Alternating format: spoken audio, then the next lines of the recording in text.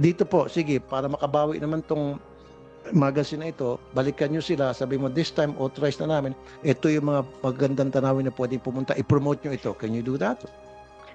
Senator, unang-una po, hindi po ako nagagalit, nagtatrabaho lang po ako. Kaya siguro kaya po grabe po yung atake sa akin kaya hindi naman ako nagagalit, hindi na ako sumasagot, no. But I just wish to make clear na yung background ko po ay naging mayor po ako dun sa Cebu.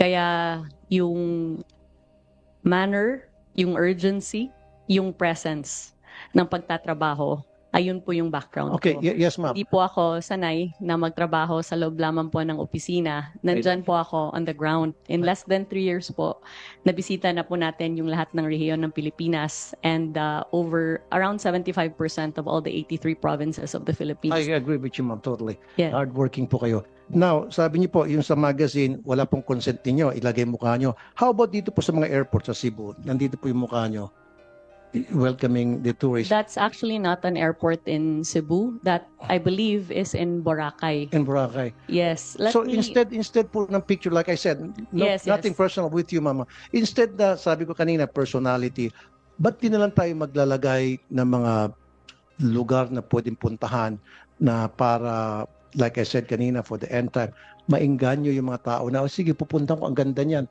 Di ba parang sa ibang lugar, tulad sa Dubai, if I go to other countries, sa airport pa lang nila, makikita mo na sa walls yung mga lugar na pwede pupuntahan na you're being invited to go to that place. In this case, yan po ba, may authorization po kayo na ilagay yung picture niyo dyan?